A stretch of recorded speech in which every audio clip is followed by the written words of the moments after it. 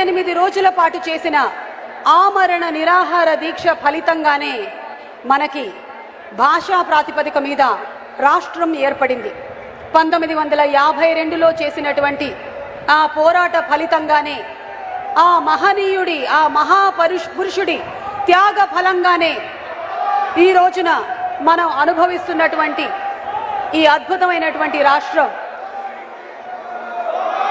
జోహార్ అమరజీవి పొట్టి శ్రీరాములు గారు, జై హో అమరజీవి పొట్టి శ్రీరాములు గారు.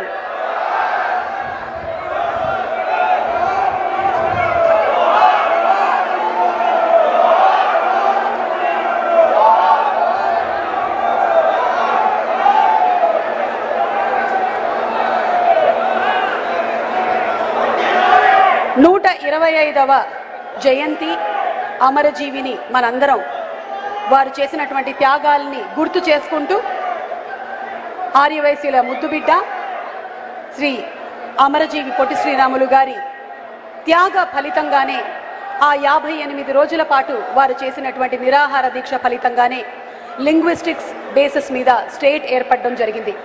మరి ఒక స్పెషల్ ఆడియో విజువల్ ప్రెజెంటేషన్ అమరజీవి గురించి చూద్దాము.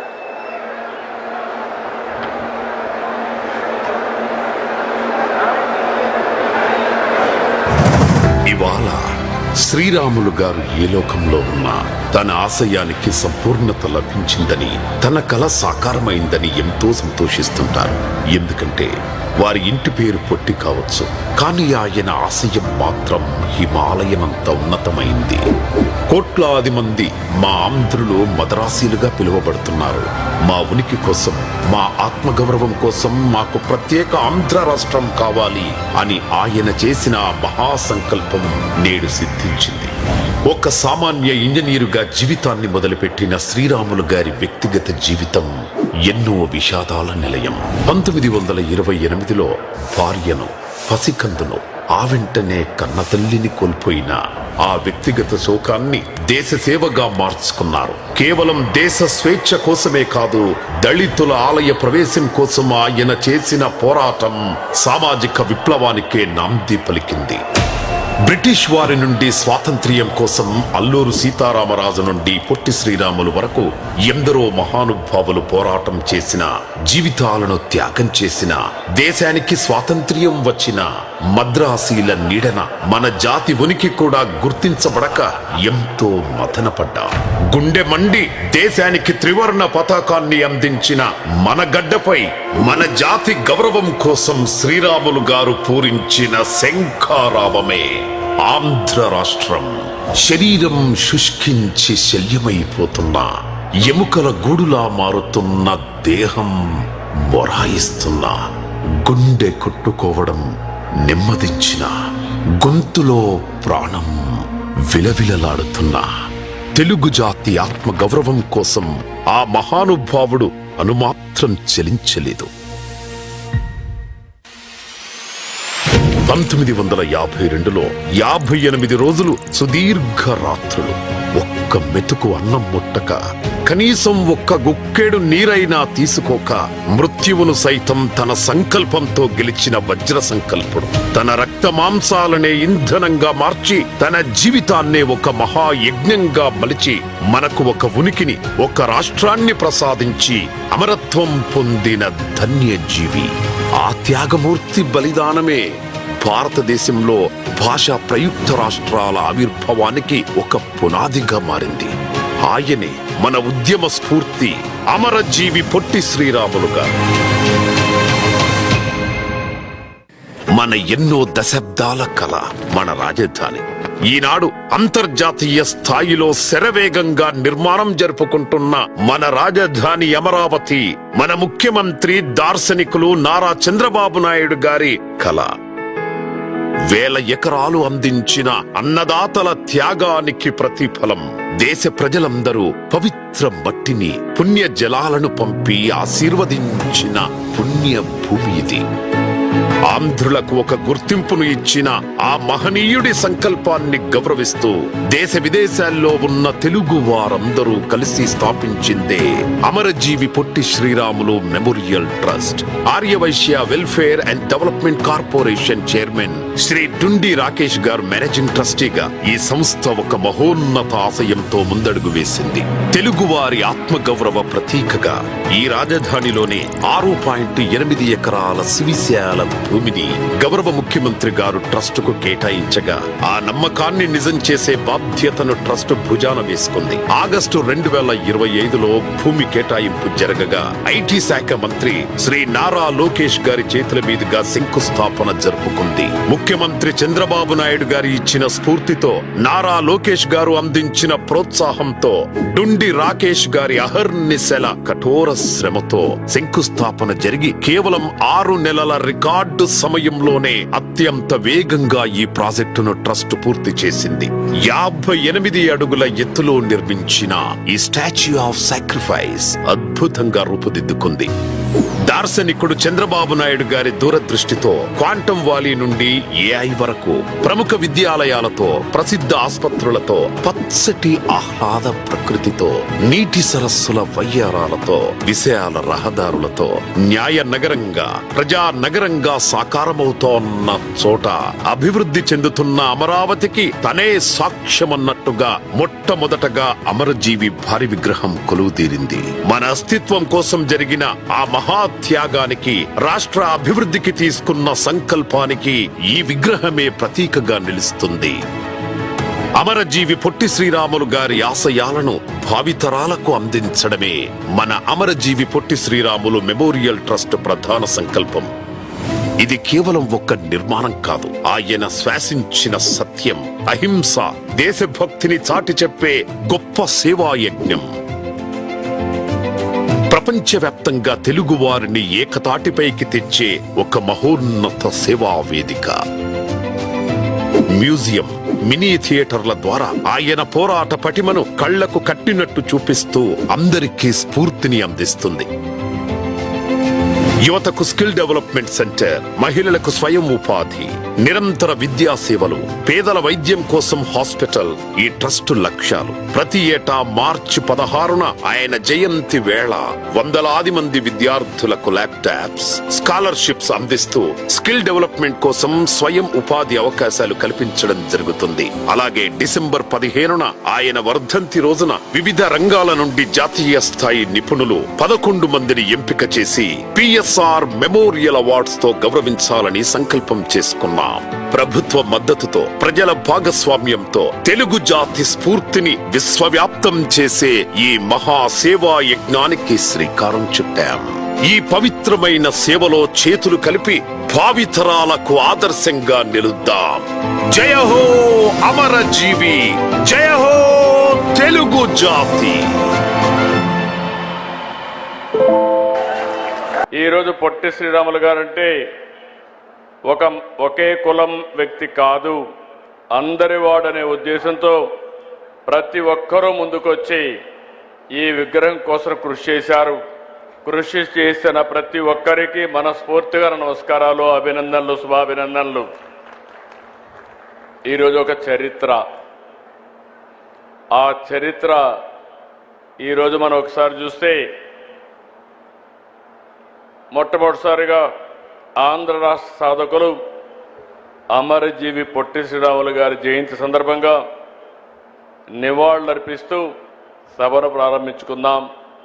మీ అందరి ఉత్సాహం చూసా, వచ్చినప్పటి నుంచి ఇప్పటికి కూడా ఎంత ఉత్సాహంగా ఉన్నారంటే మీ పట్టుదల చూస్తే నాకు చాలా ఆనందంగా ఉంది. అలాంటి మీ అందరికీ నమస్కారాలు.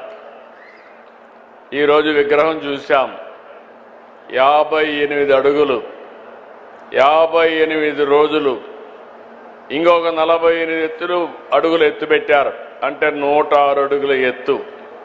దాని పైన ఎక్కి చూస్తే మొత్తం రాజధాని అంతా కనపడుస్తూ ఉంది. నాకు మళ్ళీ ఒక ఆలోచన వచ్చింది, ఇప్పుడు పైనెక్కి చూస్తేనే ఇంత బాగా కనపడుస్తుంది, రేపు రాజధాని పూర్తయితే ఎంత బాగుంటుందో అనే ఆలోచన రేకెత్తించే విధంగా ఆ హైట్ పెట్టారు. ఇంకొక పక్కన 125వ జయంతి, అరుదైన అనుభవం. నేను ఒకటే ఇప్పుడే మిత్రులందరూ చెప్పారు, లోకేష్ గారు కూడా దానికి ముందుకు వచ్చి అప్పుడు చేశారు. ఏ పేరు పెడితే బాగుంటుందని ఆలోచించినప్పుడు అందరూ కలిసి ఏకగ్రీవంగా నిర్ణయించిన పేరు statue of sacrifice. Statue of Liberty ఉంది, స్టాచ్యూ ఆఫ్ యూనిటీ ఉంది, ఆంధ్రప్రదేశ్లో స్టాచ్యూ ఆఫ్ సాక్రిఫైస్ ఉంది. అలాంటిది ఈరోజు మనం చేసుకోవడం. ఈరోజు మీరు చూస్తే 6.8 ఎకరాలు జూలై 14న సరిగ్గా ఏడాది అయింది. అదే మరి ఫౌండేషన్ వేశారు లోకేష్ గారు వచ్చి సెప్టెంబర్ 3. అక్కడి నుంచి మీరు చూస్తే 6 నెలల్లో మొదటి దశ ప్రారంభించాం. 42 టన్నుల కాంస్యం, 26 టన్నుల కాంస్యం, 42 టన్నుల ఐరన్ స్ట్రక్చర్, రాత్రింబగుళ్ళు పనిచేసిన కళాకారులు వీళ్ళందరికీ మరొక్కసారి అభినందనలు, మనస్ఫూర్తిగా ధన్యవాదాలు. ఈరోజు మనం ఒక్క విషయం గుర్తుపెట్టుకోవాలి. కొత్త జనరేషన్ వచ్చారు. నేను కూడా 1950లో పుట్టాను. తర్వాత 2 ఏళ్లలో పొట్టి శ్రీరాములు గారు త్యాగం చేశారు. ఇప్పుడు వచ్చిన వాళ్ళైతే ఆయన పుస్తకాలు చదువుకొని ఆయన ఏ త్యాగాలు చేశారో మనం నేర్చుకునే పరిస్థితికి వస్తున్నాం. ఆ రోజు మద్రాస్ ఉమ్మడి రాష్ట్రం. ఆంధ్ర రాష్ట్రానికి అనేక సవాళ్లు ఎదుర్కొన్నాం. ఒక మాటలో చెప్పాలంటే మెడ్రాసు పోతే ఆ రోజు తెలుగు వారికి గుర్తింపు కూడా ఉండేది కాదు. అలాంటి పరిస్థితిలో స్వాతంత్రం కోసం పోరాడినప్పుడు పొట్టి శ్రీరాములు గారు గాంధీజీ నాయకత్వంలో పనిచేయడం, అనేక రకాలైనటువంటి సామాజిక ఉద్యమాల్లో భాగస్వాములయ్యారు. అయితే ఇన్ని సంవత్సరాలుగా మీరు ఇంకొక విషయం గుర్తుపెట్టుకోవాల్సింది, గాంధీజీ మనందరికీ స్వాతంత్రం కోసం పోరాడి సాధిస్తే అహింసా విధానాన్ని ఆ రోజు ఆయన పాటిస్తే పొట్టి శ్రీరాములు గారు ప్రాణత్యాగం చేసి ఆత్మార్పణ చేసి మనకు ఈ రాష్ట్రాన్ని సాధించి పెట్టాడు.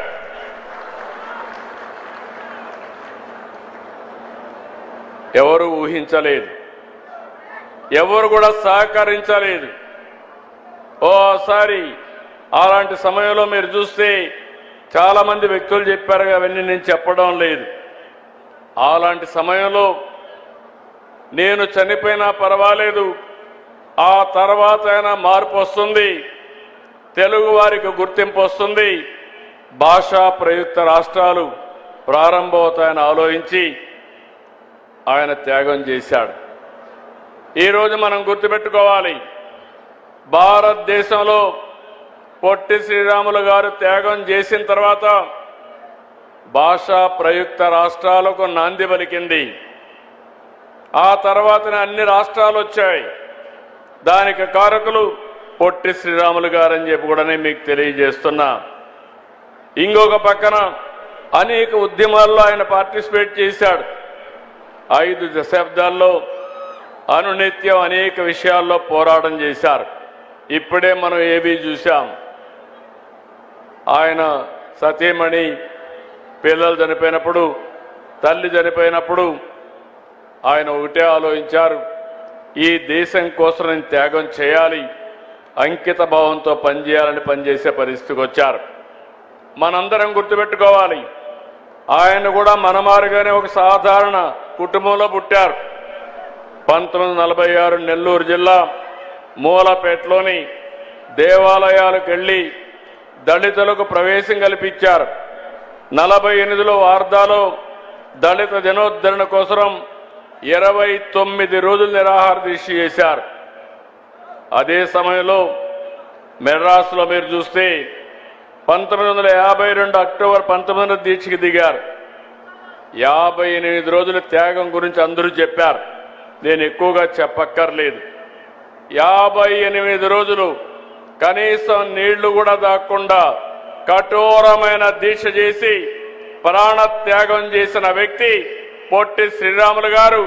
ఆయన త్యాగాన్ని శాశ్వతంగా గుర్తుపెట్టుకోవాల్సింది తెలుగు జాతి అని కూడా మరొక్కసారి విజ్ఞప్తి చేస్తున్నాను. అయితే మనకు ఓసారి కొన్ని సమస్యలు, తెలుగు జాతి అనేక సమస్యలు ఎదుర్కొనుంది, ఇప్పటికి కూడా ఎదుర్కొంటూనే ఉంది. ఈరోజు మీరు చూస్తే ఒకప్పుడు చెన్నై మన రాజధాని, ప్రెసిడెన్షియల్ గవర్నమెంట్ ఉన్నప్పుడు ఏది మెడ్రాస్ ప్రావిన్స్ కింద మనం అందరం కూడా చెన్నైకి పోయేవాళ్ళం. తెలుగు జాతి కూడా అనేక సందర్భాల్లో అనేక విధాలుగా విడిపోయింది, అనేక విధాలుగా కలిసింది, అనేక సమస్యలు కూడా ఫేస్ చేసి ఈరోజు మీరు చూస్తే తెలుగు వారికి 2 రాష్ట్రాలు ఉండేది భారతదేశంలో, ఒకే ఒక జాతికి, అది కూడా తెలుగు జాతికి హైదరాబాద్, తెలంగాణ, ఇక్కడ వచ్చి ఆంధ్రప్రదేశ్. మొట్టమొదటిసారిగా ఆ రోజు కూడా మనం గుర్తుపెట్టుకోవాలి, తెలుగు జాతికి ఒక మాటలో చెప్పాలంటే ఐకమత్యం తక్కువ. ఆ రోజు కూడా మన వాళ్ళు విభేదించారు. ప్రాణ త్యాగం చేసి పొట్టి శ్రీరాములు గారు త్యాగం చేసి తెలుగు భాషా ప్రయుక్త రాష్ట్రాన్ని ఇప్పిస్తే ఎక్కడ పెట్టాలని ఆలోచించి కొంతమంది కర్నూలు, కొంతమంది విజయవాడ, కొంతమంది విశాఖపట్నం, ఫైనల్ గా కర్నూలు రాజధానిగా గుంటూరు హైకోర్టు పెట్టి రాజీ ఫార్ములాకు వచ్చారు. ఆ రోజు కూడా ఒకటే ఆలోచించారు, మళ్ళీ హైదరాబాద్ పోతున్నాం, తెలుగు రాష్ట్రం ఒక రాష్ట్రంగా ఉంటుందని ఆలోచించి పెడితే మళ్ళీ 1953 అక్టోబర్ 1న కర్నూలు రాజధాని, 1956 నవంబర్ 1న హైదరాబాద్ రాజధానిగా ఆంధ్రప్రదేశ్ రాష్ట్ర అవతరణ, మళ్ళీ 2014 జూన్ 2న నవ్యాంధ్ర ఆవిర్భావం. ఏ రాష్ట్రం కూడా ఇన్ని సమస్యలు ఫేస్ చేయలేదు. అదే సమయంలో మళ్ళీ ఒకసారి చూస్తే 1924 3 ముక్కలాట, 3 రాజధానులు, అసలు రాజధానే లేకుండా చేసే పరిస్థితికి వచ్చారు. అంటే దీన్ని చూసిన తర్వాత మనందరం గుర్తుపెట్టుకోవాల్సింది 1924 ఈ రోజు ఇక్కడ చూస్తున్నాం. నేను ఎప్పుడు ఆలోచిస్తాను, ప్రజా రాజధాని ఈ అమరావతి, దేవతల రాజధాని అమరావతి. దేవతలుండేది అమరావతిలో. ఇక్కడ ఈ కలియుగంలో మనమందరం ఉండబోయేది అమరావతి అని మరొకసారి మీకు గుర్తు చేస్తున్నాను. అలాంటి రాజధానిని ఎన్ని ఆటలాడారంటే చాలా బాధేస్తుంది. శ్మశానం అన్నారు, ఎడారన్నారు, ఇది లాభం లేదన్నారు. ఏదైతే పొట్టి శ్రీరాములు గారి త్యాగాన్ని బిగినింగ్ లో గుర్తించలేదో, ప్రాణ త్యాగం చేసిన తర్వాత ఏ విధంగా అయితే గుర్తించారో ఇక్కడ కూడా ఒక త్యాగం ఉంది. ప్రపంచంలో ఎక్కడా జరగలేదు. 29,000 మంది రైతులు, 33,000 ఎకరాలు, ఒక్క పైసా తీసుకోకుండా ల్యాండ్ పూలింగ్ లో ల్యాండ్ ఇచ్చారంటే అదొక స్ఫూర్తి, ఇదొక చరిత్ర. మన దగ్గర డబ్బులు లేవు. డబ్బులు లేకపోతే అమరావతి కట్టాలి.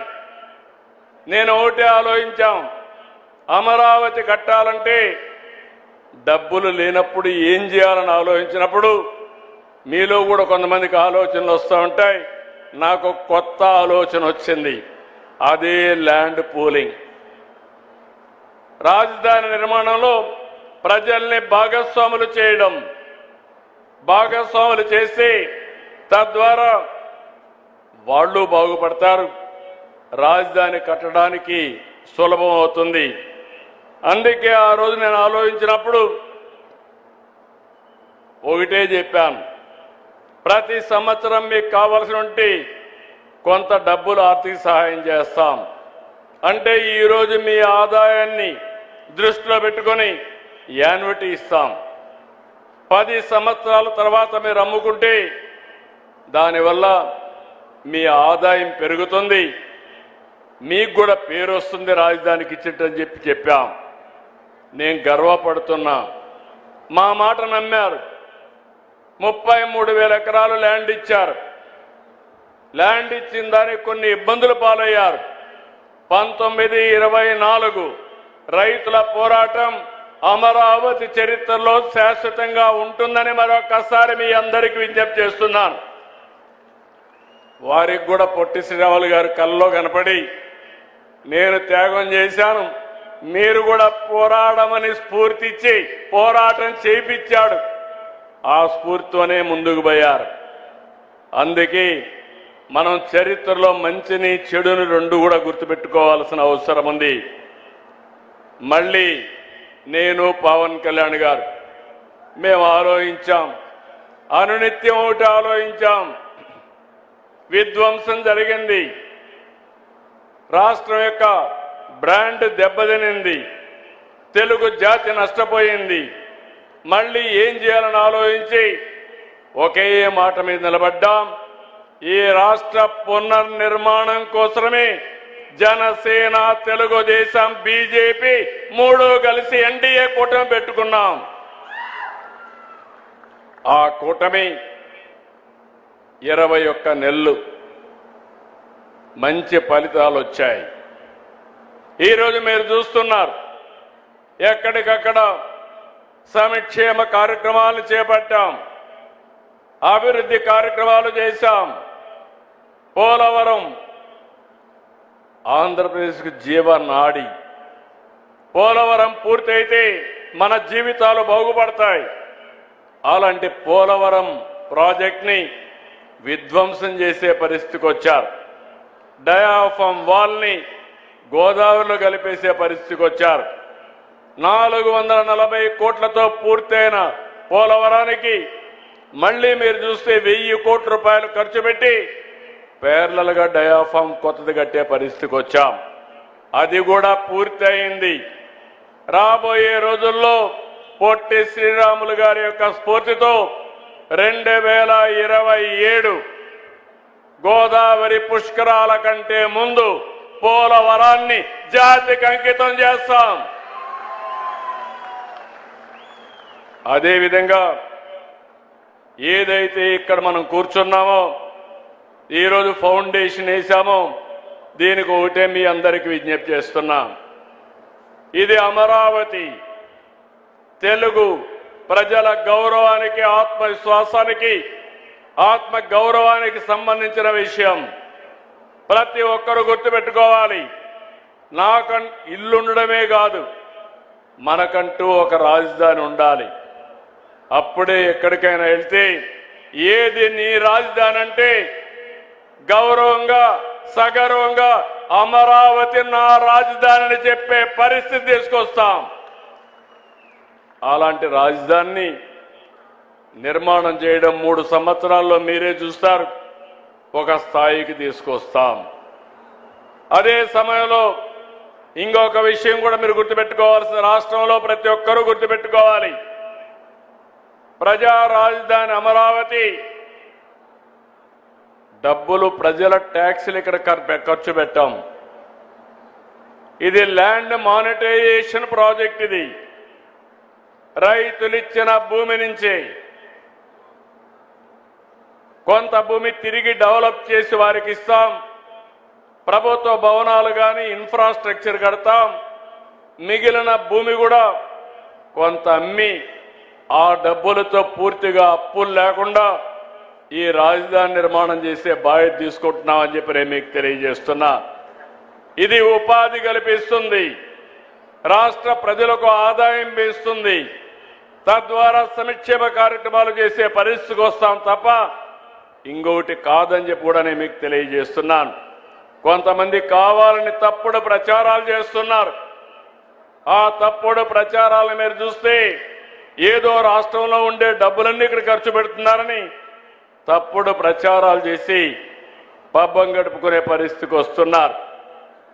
ఈరోజు ఇక్కడికి వచ్చినప్పుడు నేను చూస్తున్నాను అన్ని జిల్లాల నుంచి ఈ కార్యక్రమంలో ఒక హిస్టారికల్ కార్యక్రమంలో అందరూ కూడా ఆన్లైన్లో ఉన్నారు, నియోజకవర్గంలో ఉన్నారు, జిల్లాల్లో ఉన్నారు, వర్చువల్గా ఉన్నారు. వారందరికీ కూడా మనస్ఫూర్తిగా అభినందనలు. ఈరోజు ఇక్కడికి వచ్చినప్పుడు మీ అందరికీ ఒకటే విజ్ఞప్తి చేస్తున్నాను. ఈరోజు ఈ ప్రభుత్వం అందరి ప్రభుత్వం, ప్రతి ఒక్కరికి న్యాయం చేస్తాం. మొన్నటి వరకు ఆర్య వయస్సులు వ్యాపారాలు చేసుకోవాలంటే కూడా భయపడుతూ చేసుకున్న పరిస్థితి. ఈరోజు మేము ఆ రోజు హామీ ఇచ్చాం, మీరు స్వేచ్ఛగా ముందుకు పోవచ్చని చెప్పి ఈరోజు ఎలాంటి ఇబ్బంది లేకుండా మీ వ్యాపారాలు సుజావుగా చేయించే బాధ్యత ఈ ప్రభుత్వాన్ని నేను మరొక్కసారి విజ్ఞప్తి చేస్తున్నా. రాష్ట్రాభివృద్ధిలో ఎప్పుడూ నేను చెప్పేవాడిని, మీరు ఎప్పుడూ ముందుంటారు. 10 రూపాయలు సంపాదిస్తే 2 రూపాయలు దాన ధర్మాలకు ఖర్చు చేసే ఏకైక వర్గం ఆర్య వైశ్య కులం. ఇది చరిత్ర. అందుకే ఈ ప్రాజెక్టులో కూడా ఒకసారి అనౌన్స్ చేస్తానే మీరే ముందుకొచ్చి డబ్బులు ఇచ్చి ఈ ప్రాజెక్టుని పూర్తి చేయగలిగారు. నేను ఆ రోజు మిమ్మల్ని అడిగినప్పుడు 2018లో ఆంధ్రప్రదేశ్ రాష్ట్ర ఆర్య వైశ్య సంక్షేమ అభివృద్ధి కార్పొరేషన్ని ఆనాటి ప్రభుత్వంలో నేనే ఏర్పాటు చేశాం. విస్తృతంగా సేవలు అందిస్తున్నారు. నేను ఒక మాట ఇచ్చాం, నేను కానీ పవన్ కళ్యాణ్ గారి శ్రీ వాసవి కన్యక పరమేశ్వరి ఆత్మార్పణ రోజును ప్రతి సంవత్సరం రాష్ట్ర ప్రభుత్వ కార్యక్రమంగా నిర్వహిస్తామని చెప్పాం, చేసి చూపించాం. పశ్చిమ గోదావరి వాసవి అమ్మ పుట్టిన ప్రాంతం పెనుగొండ. ఆ ఊరిని వాసవి పెనుగొండగా మారుస్తామని వాసవి పెనుగొండగా మార్చాం. మీ సెంటిమెంట్ ని గౌరవించాం. ఇప్పుడే మా మిత్రుడు పవన్ కళ్యాణ్ గారు జేజేఎం ప్రతి ఒక్కరికి ఇంటికింటికి నీళ్లు ఇచ్చే కార్యక్రమానికి అమరజీవి జలధారగా నామకరణం చేశారు. ప్రతి ఒక్కరికి గుర్తుంటుంది, నీళ్లు తాగేటప్పుడు అమరజీవిని గుర్తు చేసుకొని ఆ మహనీయుడి వల్ల ఈరోజు కొళ్ళాయి ద్వారా మేము నీళ్లు తాగుతున్నామని గుర్తు తెచ్చే విధంగా శాశ్వతంగా ఈ కార్యక్రమాన్ని చేపట్టాం. ఇంకొక పక్క మొన్నే ఒక రిక్వెస్ట్ చేశారు. ఆర్య వయసుల్లో వివిధ నేములు పెట్టి కొంత ఇబ్బంది, కోమటి, గుప్తా, వైశ్య, శెట్టి అని ఉన్నాయి. అందరిని కలిపి ఒకే పేరుతో పిలిస్తే బాగుంటుంది. ఆర్య వైశ్య అని అడిగారు. తొందరలోనే ఆర్య వైశ్య పేరుతో అందరినీ ఒకే కేటగిరీ కింద తీసుకొస్తాం. జీవో కూడా ఇష్యూ చేస్తామని చెప్పి నేను మీకు తెలియజేస్తున్నా. ఈరోజు నేను ఒకటే మిమ్మల్ని అందరినీ కోరుతున్నాను, బడ్జెట్లో ప్రాధాన్యత ఇచ్చాం. అభివృద్ధిని, సంక్షేమాన్ని సమతూకంగా సుపరిపాలన సాగిస్తున్నాం. నా ఆలోచన ఒకటి, మా ఆలోచన ఒకటి, healthy, wealthy, happy society. Andhra Pradesh రాష్ట్రంలో అందరూ ఆరోగ్యంగా ఉండాలి, ఆనందంగా ఉండాలి, ఆదాయాన్ని కూడా సంపాదించే పరిస్థితి రావాలి, అందరి జీవన ప్రమాణాలు మెరుగుపడాలి. అలాంటి చేయగలిగినప్పుడు, అందరికీ న్యాయం చేయగలిగినప్పుడు పొట్టి శ్రీరాములు గారికి నిజమైన నివాళులు మనం అర్పించినట్టు అవుతుంది. దానికోసం మేము పనిచేస్తామని చెప్పి కూడా నేను మీకు తెలియజేస్తున్నా. నేను ఒకటే ఈ సందర్భంగా అందరికీ విజ్ఞప్తి చేస్తున్నాను. ఈరోజు మీరు చూస్తున్నారు, యుద్ధాలు జరుగుతున్నాయి, దీనివల్ల కొన్ని సమస్యలు వస్తాయి. అయినప్పటికీ మన ప్రధానమంత్రి నరేంద్ర మోడీ గారు చాలా సమర్థవంతంగా ఇబ్బందులు తగ్గించడానికి అన్ని చర్యలు తీసుకుంటున్నారు. ఓసారి ఇది మన చేతుల్లో లేదు. ప్రపంచం మొత్తం మీరు చూస్తే మొత్తం అతలాకుతలమయ్యే పరిస్థితి వచ్చింది. ఎక్కడికక్కడ సప్లై చైన్ అంతా కూడా డిస్టర్బ్ అయింది. దీనివల్ల వంట గ్యాస్ కానీ, అదే మరి మనం పండించే పంటలు కానీ, చేసే ఉత్పత్తులు కానీ అంతర్జాతీయ మార్కెట్లోకి అమ్మలేకపోతున్నాం. ఇలాంటప్పుడు కొన్ని ఇబ్బందులు వస్తాయి. రేపు రాబోయే రోజుల్లో యుద్ధం తర్వాత కూడా దీని పరిణామాలు ఉంటాయి. అయితే నేను రాష్ట్రంలో ఉండే మీ అందరికీ ఒకటే విజ్ఞప్తి చేస్తున్నాను. ఈరోజు పొట్టి శ్రీరాములు గారు త్యాగం చేశారు. ఆయన బలిదానమే, ఆయన యొక్క ఆత్మార్పణే ఈరోజు మనమందరం కూడా తెలుగు మాట్లాడేవాళ్ళం ఒక రాష్ట్రంగా ఏర్పడ్డాం. అదే సమయంలో మనలో కూడా ఒక ఆలోచన రావాలి. మనం చేసే ప్రతి ఒక్క పని కూడా రాబోయే రోజుల్లో మంచి ఫలితాలు ఇచ్చే విధంగా మనం పనిచేయాల్సిన అవసరం ఉంది. ఈరోజు ప్రపంచమంతా కూడా యుద్ధం జరిగినప్పుడు, అనేక సమస్యలు వచ్చినప్పుడు మనం కృంగిపోతే నష్టపోతాం. అదే సమయంలో సరైన నిర్ణయాలు తీసుకోకపోతే తీవ్రంగా నష్టపోతాం. మన చేతల్లో ఉండే నిర్ణయాలన్నీ మనం తీసుకుందాం. మేము ప్రభుత్వం కూడా సమీక్షలు చేస్తాం. ఎప్పటికప్పుడు మీకు గైడెన్స్ ఇస్తాం. ఈరోజు అవన్నీ చేస్తున్నాయి. ఇలాంటి కష్టకాలంలో సమిష్టిగా స్ఫూర్తిదాయకంగా ముందుకు పోయి మనం పనిచేయగలిగితే రాబోయే రోజుల్లో దీనికి మెరుగైన ఫలితాలు వస్తాయని చెప్పి కూడా నేను మీకు తెలియజేస్తున్నా. అందుకే మనమందరం ఎప్పటికప్పుడు గుర్తుపెట్టుకోవాల్సింది, ఇలాంటి మహనీయులందరూ ఎన్నో త్యాగాలు చేశారు. దేనికోసం త్యాగాలు చేశారని మనం ఆలోచిస్తే జాతి కోసం త్యాగాలు చేశారు. మనమందరం ఆలోచించాల్సింది, అలాంటి త్యాగాలు నిరంతరం ముందుకు పోవాలంటే జాతి కూడా గుర్తుపెట్టుకొని ఏ సమయంలో ఏ విధంగా యాక్ట్ చేయాలనో ఆ విధంగా యాక్ట్ చేయాల్సిన అవసరం ఉంది. నేను ఒకటే హామీ ఇస్తున్నాను. నాకెప్పుడు గుర్తుంటుంది, అమరజీవి పొట్టి శ్రీరాములు గారు త్యాగ ఫలితం ఈ రోజు ఆంధ్ర రాష్ట్రం భాషా ప్రయుక్త రాష్ట్రం మనకు వచ్చింది. మొన్నటి వరకు ఒకసారి మీరు చూస్తే ఎన్టీ రామారావు గారు తెలుగుదేశం పార్టీ పెట్టే వరకు తెలుగు వారికి గుర్తింపు లేదు. ఈరోజు ప్రపంచం మొత్తం తెలుగు జాతికి గుర్తింపు తెచ్చిన వ్యక్తి నందమూరి తారక రామారావు గారు. ఈరోజు మళ్ళీ మిమ్మల్ని కోరుతున్నా, మనమందరం గట్టిగా పనిచేద్దాం.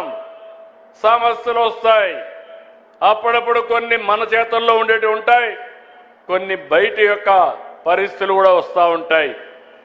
బయట ప్రభావమే ఈరోజు యుద్ధం కానీ దీని పరిణామాలు. ఇలాంటివి వచ్చినప్పుడు సమర్థవంతంగా ఎదుర్కోగలిగితే భవిష్యత్తు బాగుంటుంది. అందుకే నేను పిలిపిస్తున్నా, నా ఆలోచన ఒకటే, మా మిత్రుడు పవన్ కళ్యాణ్ గారి అదే మరిగా మన ప్రధానమంత్రి నరేంద్ర మోడీ గారు ఆయన ఒకటే ఆలోచిస్తున్నారు, వికసిత్ భారత్ 2047 భారతదేశం ప్రపంచంలోనే నెంబర్ 1 దేశంగా ఉండాలనేది ప్రధానమంత్రి యొక్క ఆలోచన. మా ఆలోచన భారతదేశాన్ని మొదటిగా స్థానం నిలబెడుతూనే తెలుగు జాతి ఆంధ్రప్రదేశ్ రాష్ట్రం భారతదేశంలోనే నెంబర్ 1 స్టేట్ గా ఉండాలనేది మా ఆకాంక్ష. అప్పుడే మనం పొట్టి శ్రీరాములు గారికి నిజమైన నివాళులు అర్పించిన వాళ్ళు అవుతాం. ఆయన యొక్క వారసత్వానికి సార్థకత వస్తుంది. దీనికి మీరందరూ కూడా కృషి చేయాలని మరొక్కసారి కోరుకుంటూ, ఇలాంటి ఒక హిస్టారికల్ సంఘటనలో మనం అందరం భాగస్వాములు కావడం ఇది ఒక చరిత్ర. ఆయన చనిపోయినప్పుడు నేను 2 సంవత్సరాలు ఉన్నా, అప్పుడే పుట్టా. పవన్ కళ్యాణ్ గారు అప్పటికి పుట్టుండరు, కానీ చాలా మంది వేదిక పైన పుట్టుండరు. కానీ ఈరోజు ఆయన విగ్రహం పెట్టడంలో ఆయన స్ఫూర్తిని ముందుకు తీసుకుపోవడంలో మనందరం భాగస్వాములయ్యాం. ఇది మన పూర్వ జన్మ సుకృతంగా భావిస్తూ మరొక్కసారి మీ అందరికీ పేరు పేరున మనస్ఫూర్తిగా అభినందనలు, ధన్యవాదాలు. గట్టిగా చెప్పండి, అమరజీవి అంటే జోహార్ జోహార్, జోహార్ జోహార్, జోహార్ జోహార్, జోహార్ జోహార్.